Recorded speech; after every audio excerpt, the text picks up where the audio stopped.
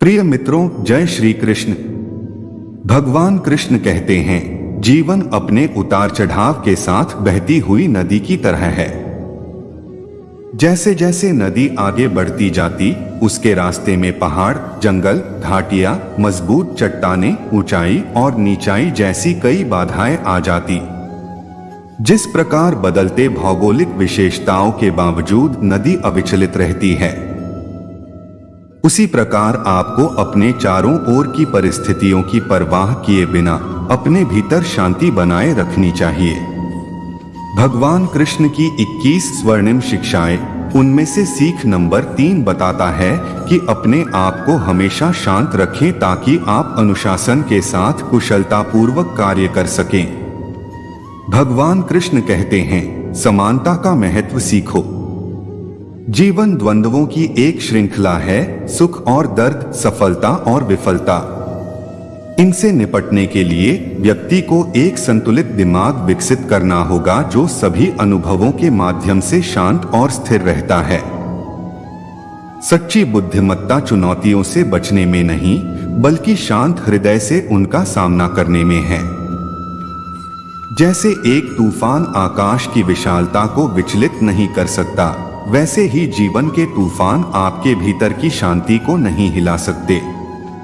श्री कृष्ण की बुआ के पुत्र शिशुपाल ने उनका 100 बार अपमान किया था, लेकिन वचन दे रखा था कि बुआ, 100 गलतियां माफ कर दूंगा। लेकिन शिशुपाल ने सीमा पार कर दी और भगवान को हरकत में आना पड़ा। 100 बार सहन किया, क्या यह आसान था? दुर्योधन के किया गए अपमान को भी वो पी गए। वचन हमेशा निभाना चाहिए, खुद को शांत रखना चाहिए। अपमान का या ऐसी किसी भी बात का जो आपके किसी काम की नहीं, उसका जवाब देकर आपको अपना कीमती समय बर्बाद नहीं करना चाहिए। जब तक आपका काम, आपका लक्ष्य पूर्ण नहीं हो जाता, तब तक आपको शांत रहकर, लोगों की बातों में ना आकर अपना काम करते रहना चाहिए। कई बार लोग क्रोध में आकर के आपका अपमान कर जाते हैं, लेकिन शांत रहो। हर बात का जवाब देना, तुरंत प्रतिक्रिया करना ये जरूरी नहीं है। समय आने पर आपके परिणाम से उन्हें अपने आप जवाब मिल जाएगा। नकारात्मक विचारों तो आना तय है, परंतु ये आप पर निर्भर करता है कि आप उनको कितना महत्व देते हैं। एक समय की बात है जब एक छोटे से गांव में एक युवक रहता था। उसका नाम धीरज। नाम जैसा है, काम भी ऐसा है। उसे गांव वालों के बीच उसकी शांत आदतों के लिए पहचान हुई थी। किसी भी परिस्थितियों में वह शांत रहता था और गांव वाले अक्सर मुश्किल समय में उससे सलाह लेते थे। एक दिन गांव में बहुत तेज तूफान आया। हवा तेज चल रही थी और खूब बारिश गिर रही थी। गांव वालों में आतंक फैल गया था। सब लोग जल्दी से अपने घरों को सुरक्षित करने और शरण में जाने की कोशिश कर रहे थे।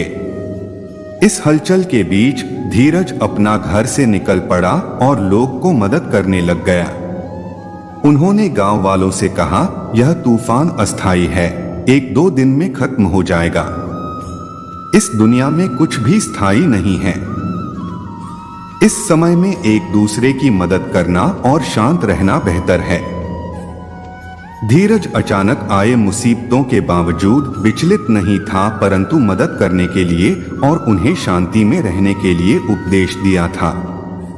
तूफान जारी रहते हुए गांव वालों ने धीरज की शांति को देखकर हैरान हो गए। उन्हें समझ नहीं आ रहा था कि वह लोग डर की चपेट में फंसे होने के बावजूद कैसे इतने शांत रह सकते हैं।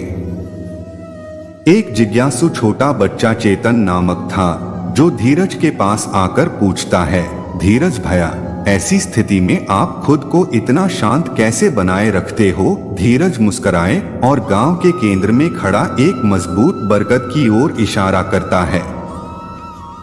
क्या तुम उस वृक्ष को देख सकते हो चेतन? उसने पूछा।